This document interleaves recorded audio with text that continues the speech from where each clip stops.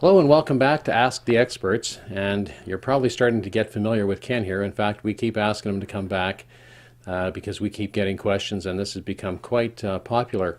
Now, Ken, I think once again, it's one of these questions that many people are asking, and yet it's attached to sort of many different life stories. But how do I move on from this? We move on from anything. It's like there's a quite a notorious, famous, I should say, Lebanese saying that time heals all wounds, but daily life provides the bandages. Well, there's a man named Viktor Frankl he was a German psychiatrist in Dachau, and he wrote a book it's called Search for Meaning in Life. But anyway, what he did was what he noticed was in Dachau was that people who looked healthier were actually dying, and the people that didn't look healthy but had a different attitude were living. They didn't die. And he started studying this, and he realized it was about choices.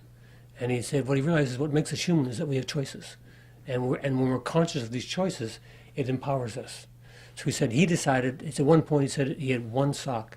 He said, I reminded myself that I decided which foot I put it on each morning. I reminded myself that whether I noticed the sunrise.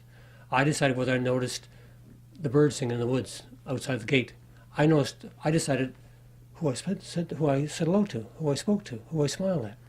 He says, as long as I reminded myself I had choices inside a very limited environment, I kept my humanity and kept my will to live. He said, the people that were dying around us gave up. They couldn't see any choices. They didn't go find any, so they died.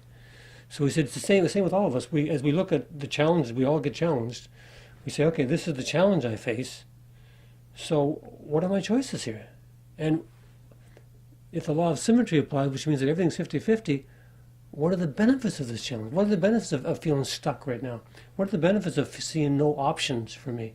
Because often they'll tie it to, it makes me get going. It demands that I believe in me. It demands that I move forward. And that's what it's for. Okay. So that's the journey. So, and once again, maybe to summarize a little bit, or what I heard in this was, even if you're in a concentration camp, right, which, most people knew what Dachau was, but even if you're in a concentration camp, you have choices. But this leads to what sounded to me like a type of empowerment. Is that correct? Exactly. Very much. It's self-empowerment.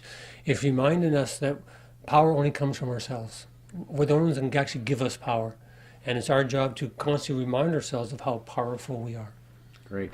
Well, once again, it's a tough world out there. And particularly it's tough today as the economy has been going through its sort of ups and downs in the last 3 years. And I think many people are challenged similarly. And, I think Ken, once again, is giving us sort of these practical answers and things that you can do every day. And is look inside, empower yourself, make some choices.